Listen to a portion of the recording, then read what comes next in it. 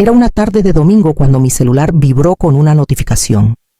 Una foto llenó la pantalla, mi única hija, Paloma, posando bajo un arco de rosas junto a su prometido, Mauricio. Ambos sonriendo como si ya hubieran dado el sí. Quiero el pie de foto de una amiga en común. Decía, contando los días para el gran momento. Faltan 3 meses. Miré la imagen un buen rato, esperando sentir esa chispa de orgullo y emoción que siempre había florecido en mi pecho, pero en su lugar solo había un silencio vacío. Mis manos apretaron el teléfono mientras leía los comentarios llenos de felicitaciones, nombres de proveedores etiquetados y pistas sobre el lugar. Mi nombre no aparecía por ningún lado. Esa noche revisé el buzón, casi esperando encontrar un sobre color crema con mi nombre escrito en una caligrafía elegante. No estaba ahí. Pasó el lunes, luego el martes. Para la siguiente semana, esa ausencia ya no parecía un descuido, sino un mensaje claro. El correo llegó el jueves por la mañana. El asunto era simple, sobre la boda. El mensaje fue más frío de lo que jamás imaginé. Mamá, creemos que es mejor que no vengas. Tenemos nuestras razones. Y no es nada personal. La lista de invitados está muy cuidada. Y francamente, no necesitamos tu presencia. Confiamos en que lo entenderás. No es personal, leí las palabras otra vez, buscando el pedazo donde esto tuviera sentido. 30 años criándola entre fiebres, obras escolares, desamores, y ahora no era necesaria. Cerré la laptop, el silencio de la casa pesándome encima. No lloré, todavía no. El dolor estaba ahí, filoso y fresco. Pero debajo había algo más firme, algo que me mantuvo entera. El correo llegó justo cuando me levanté para hacer café. Un sobre grueso sobresalía entre el montón, con una letra que reconocí al instante, 3 días después. Lo abriría y encontraría algo que haría que su exclusión de la boda pareciera el menor de los agravios. 3 días después de ese correo, un mensajero tocó a mi puerta en Coyoacán. Me entregó un sobre color crema, de esos que uno espera que contengan una invitación de boda grabada. Por un segundo, me permití creer que Paloma había cambiado de opinión. En la mesa de la cocina, deslicé un dedo bajo la solapa y saqué un montón de papeles cuidadosamente engrapados. La primera página tenía un título en negritas: resumen de gastos de la boda y luna de miel. Mis ojos recorrieron la lista: renta del lugar en Valle de Bravo, 28,500 pesos. Banquete, 22,000 pesos. Arreglos florales, 7,800 pesos. Suite de luna de miel en Cancún, 12,400 pesos. Vuelos, 4,300 pesos. Total 75,000 pesos debajo del total. En la letra de Paloma, una sola línea: agradece que te dejo aportar. Me recargué en la silla, mirando las palabras como si pudieran transformarse en algo más suave. No lo hicieron. El aire en la cocina se sintió más pesado. Leí de nuevo, más despacio, sintiendo el filo de cada palabra. No era solo la cantidad, era la desfachatez, la arrogancia casual, como si mi papel en su vida se hubiera reducido a ser una cartera con patas. Mi mano apretó el papel hasta que una esquina se dobló. Dejé los documentos a un lado y respiré hondo. Afuera, el perro de un vecino ladraba. Un sonido extrañamente reconfortante. Me levanté. Preparé un té y traté de concentrarme en el vapor que salía de la taza, en lugar de los 75,000 pesos que ahora ocupaban mi cocina. A las 7:42 de la noche. Mi celular sonó. Un mensaje de Mauricio Paloma me dijo que recibiste la factura. Los datos bancarios están en la página 2. Necesitamos la transferencia antes del 15 para evitar retrasos con los proveedores. La cortesía de sus palabras era un velo delgado sobre su prepotencia. No respondí. En cambio, guardé los papeles en el sobre. Lo metí en el cajón junto a la estufa y lo cerré con suavidad. Esa noche me quedé despierta, con los ojos abiertos. Las palabras agradece repitiéndose hasta que dejaron de doler y se convirtieron en algo más duro, algo distinto, mucho antes de que esa factura aterrizara en mi cajón.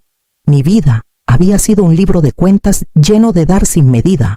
Cuando Paloma tenía 8 años, el coche de su papá se salió de la carretera una noche de octubre en la México-Querétaro. Bajo la lluvia, las cuentas del hospital se tragaron los pocos ahorros que teníamos, y después del funeral, me quedé con una hipoteca. Una niña que necesitaba estabilidad y un sueldo que no alcanzaba. Tomé turnos de noche en un restaurante en Polanco, después de mi trabajo de día en la biblioteca.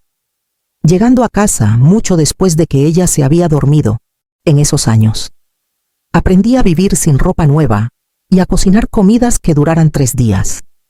Vendí los aretes de perlas que mi mamá me dejó para pagar el campamento de ciencias de verano de Paloma, porque ella juraba que eso la pondría adelante. Nunca le dije cuánto dolió entregar algo que no tenía precio. La universidad trajo más sacrificios cuando las becas no cubrieron la colegiatura. Saqué un préstamo pequeño y liquidé un fondo de retiro. Ella prometió devolverlo cuando triunfara. Nunca le pregunté cuándo llegaría ese día. Luego apareció Mauricio. Estaba sin trabajo cuando empezaron a salir, flotando entre ideas sin aterrizar en ninguna. Yo lo presenté con un amigo que dirigía una empresa de tecnología en Santa Fe. Consiguió una entrevista y el trabajo en una semana. Recuerdo a Paloma abrazándome esa noche diciendo: «¿Ves, mamá? Tú eres parte de nuestro éxito». En ese momento se sintió cálido, hasta que entendí que, en su mente, mi papel era allanar el camino, sin importar el costo. Ahora, mirando atrás, veo las señales que ignoré la forma en que pedía dinero sin mirarme a los ojos. La certeza de que siempre diría que sí. La ausencia de un gracias reemplazado por un eres la mejor. Esa factura no era un insulto aislado. Era solo la línea más grande en un balance que llevaba años inclinándose. Y en el fondo, sabía que mi próximo movimiento sería el que reescribiría todo. La llamada llegó la noche siguiente, justo después de la cena. Casi no contesté al ver el nombre de Mauricio en la pantalla. Pero la curiosidad ganó. «Isabel», comenzó, con esa voz melosa que usa la gente cuando quiere parecer razonable mientras te empuja hacia su meta. Solo quería platicar sobre el aporte para la boda. Para nosotros, no es solo dinero, es una inversión en el orgullo familiar. Orgullo familiar. Dejé que la frase flotara, dándole solo silencio en lugar de acuerdo. Siguió, suave como vidrio. «Paloma está dolida, la verdad. Siente que tu titubeo va más allá del dinero. Se pregunta si tiene que ver con su elección, conmigo». Casi podía escuchar su sonrisa por el teléfono. Como vendedor que cree haber encontrado tu punto débil, lo imaginé ensayando esa llamada, escogiendo palabras que sonaran dignas mientras insinuaban culpa. Mi titubeo. Dije con calma: «Es porque recibí una factura en lugar de una invitación». Hubo una pausa, lo bastante larga para saber que lo saqué de su guión, antes de que soltara una risita suave. «Entiendo. Puede que eso se sintiera poco usual, pero así decidimos manejarlo. Todos están poniendo de su parte. Solo pensamos que querrías hacer más, dadas las circunstancias. Más». La palabra me raspó. Más que 30 años de noches largas, joyas empeñadas, ahorros vaciados. Más que conseguirle un trabajo cuando nadie más le dio una oportunidad. Más que soportar cenas donde él hablaba sobre mí, como si fuera una invitada en mi propia familia. «Lo tendré en cuenta», respondí, mi voz tan firme como mi pulso. Me agradeció, un poco rápido, como aliviado de terminar la llamada sin un rechazo directo. Después de colgar, me quedé en la cocina a media luz, mirando el celular en la mesa. Su tono, sus palabras, no era una conversación, era una transacción. Y en su mente, yo era la que debía pagar, sin preguntar qué estaba comprando. Esa noche, volví a sacar la factura de la boda, estudiando las letras pequeñas. Mis ojos se detuvieron en una línea que había pasado por alto. El contrato del lugar estaba a mi nombre. 2 días después, El asunto de un correo iluminó mi bandeja aviso final. Lo abrí, esperando algún reconocimiento de nuestra última plática. En cambio, era breve y cortante: mamá, este es tu último recordatorio. Por favor, transfiere los fondos antes del 15 como se te pidió. Los retrasos podrían afectar los compromisos con los proveedores y quedar mal como familia. Contamos contigo. Sin saludo, sin firma, solo eso. Me recargué en la silla, dejando que las palabras me envolvieran. Contamos contigo. Esa frase me había perseguido por décadas, desde la niñez de Paloma, la universidad, hasta su vida adulta. Ella contaba conmigo para cubrir lo que faltaba, para allanar el camino, para tragarme mis propias necesidades por las suyas, y lo había hecho, cada vez. Pero algo cambió desde el día que el mensajero tocó mi puerta. No era solo el insulto de la factura, ni siquiera el que me excluyeran de la boda. Era darme cuenta de que mi entrega nunca fue amor para ella, solo una obligación. Mi papel estaba fijo: proveedora, solucionadora, nunca una persona con límites. Saqué el sobre del cajón y esparcí las hojas en la mesa. Los números ya no me sorprendían. Lo que llamó mi atención fue el encabezado en la página del lugar titular del contrato: Isabel Morales. Mi firma estaba ahí, clara, de meses atrás, cuando pensé que ayudar con la logística significaba hacer unas llamadas, no financiar todo el evento. Toqué la tinta con el dedo. El zumbido del refrigerador llenando el silencio.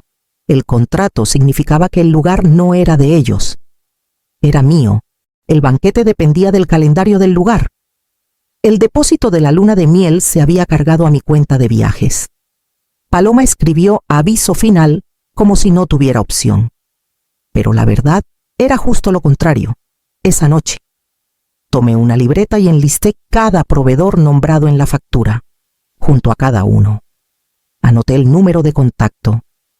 Mi plan se formó sin enojo, sin una sola voz alzada en mi cabeza. No era venganza, era trazar una línea tan clara que nunca volvería a cruzarse. Cuando el reloj pasó la medianoche, la lista estaba completa, el teléfono a un lado. Solo faltaba empezar a marcar. A la mañana siguiente, redacté mi respuesta al aviso final de Paloma. Entendido. Yo me encargo. Nada más, nada menos, sin emociones que analizar, sin tono que malinterpretar. Presioné enviar e imaginé su sonrisa de satisfacción al leerlo, que pensara que había ganado. Después, abrí la carpeta en mi correo etiquetada como boda, logística. Meses atrás, cuando Paloma mencionó que ayudara con la planeación, guardé copias de todo. Revisé los correos sobre el lugar, fotos, cotizaciones, borradores del contrato, y ahí estaba el acuerdo firmado. Mi nombre escrito claramente junto a titular del contrato. Descargué el PDF y lo imprimí, colocándolo en la mesa como un tablero de ajedrez listo para la primera jugada. Luego, revisé mensajes y correos hasta tener la información de contacto de cada proveedor. La primera llamada fue al lugar en Valle de Bravo. La gerente reconoció mi nombre de inmediato y preguntó si quería liquidar el saldo pendiente. Le dije que necesitaba cancelar. Una pausa. Luego un tranquilo entendido. Señora Morales, procesaré la cancelación hoy. El alivio en su voz me dijo que no era la primera en echarse para atrás con una reserva ostentosa. Luego fue el banquete. Su política requería la confirmación del lugar para proceder, así que al cancelarse el lugar, sus servicios quedaban automáticamente anulados. 2 llamadas. Y el corazón de la boda se desvaneció. Para la tarde, contacté a la agencia de viajes que manejaba la luna de miel. Expliqué que el depósito se cargó a mi cuenta sin autorización para el pago final. Revirtieron el cargo sin dudar. Cada paso era deliberado, medido, casi sereno. Esto no era una retaliación nacida del coraje. Era una corrección nacida de la claridad.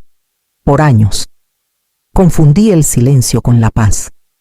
Ahora entendía que a veces el silencio era solo el sonido de que te daban por sentado, cuando el sol se escondió tras los árboles.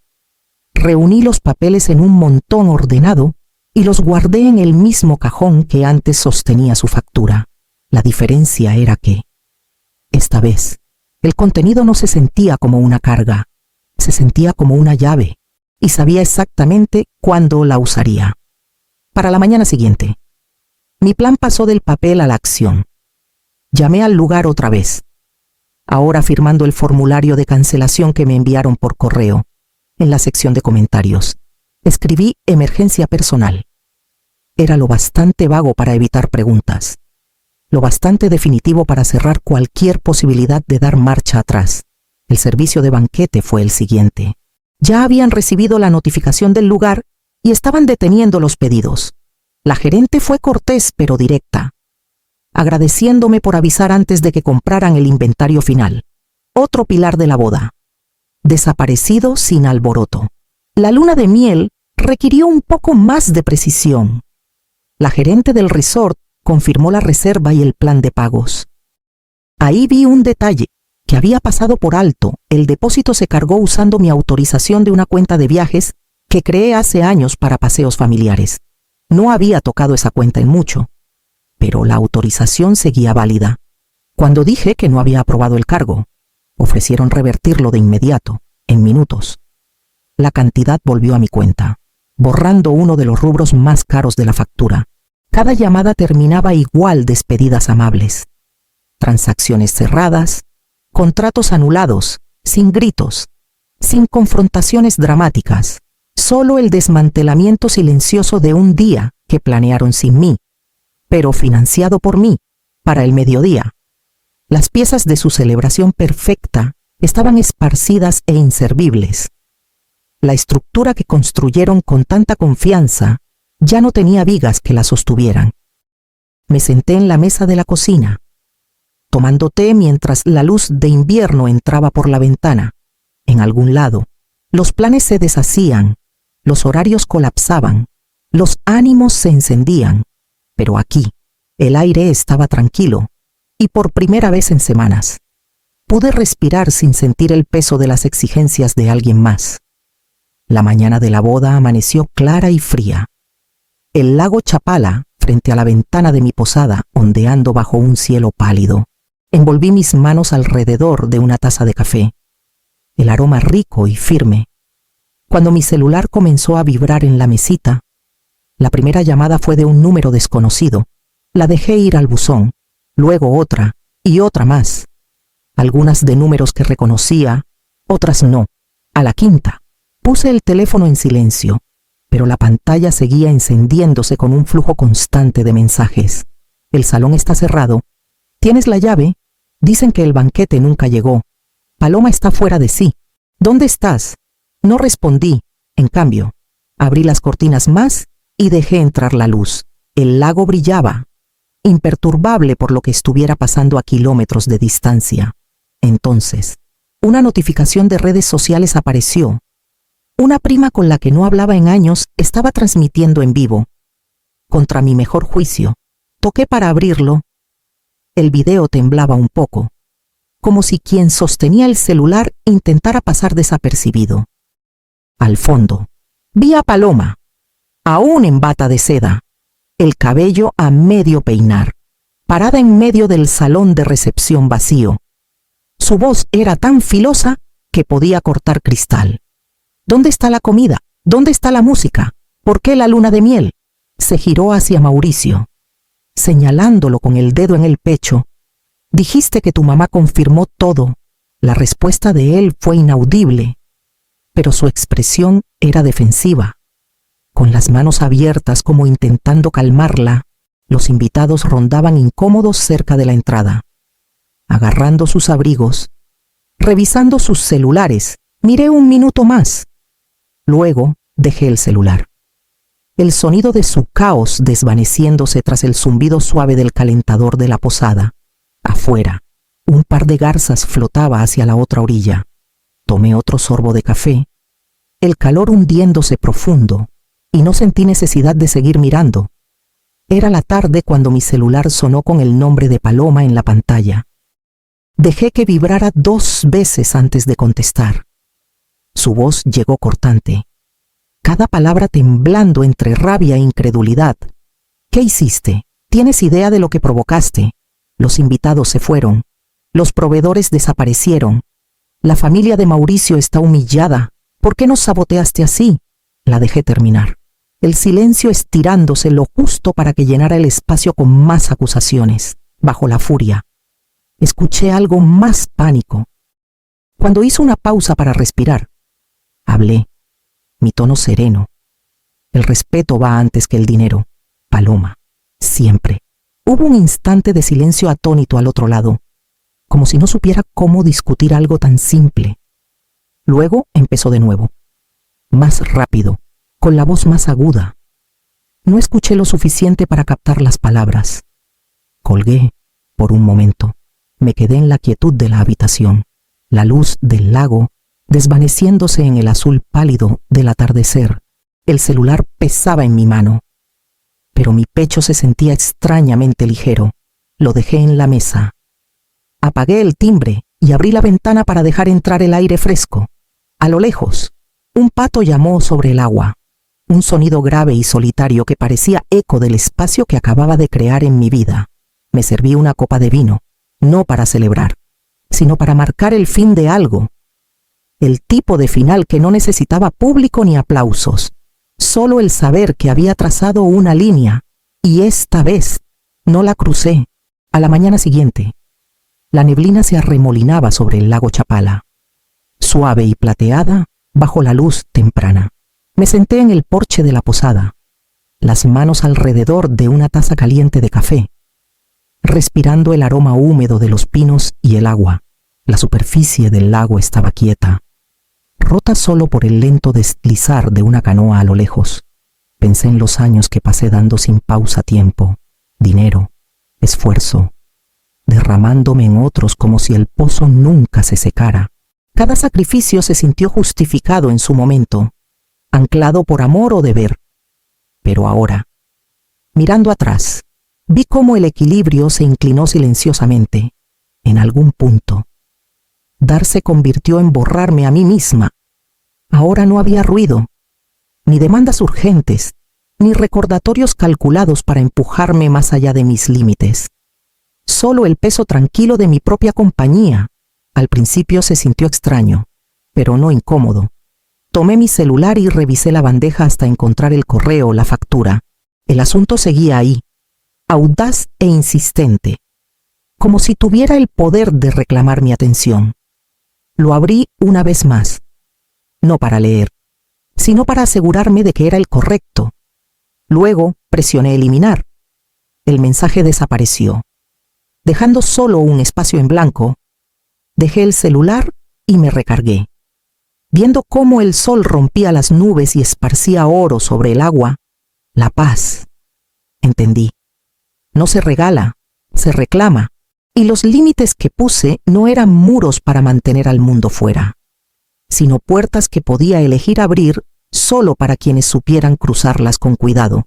Algunas pérdidas son solo espacio para cosas mejores.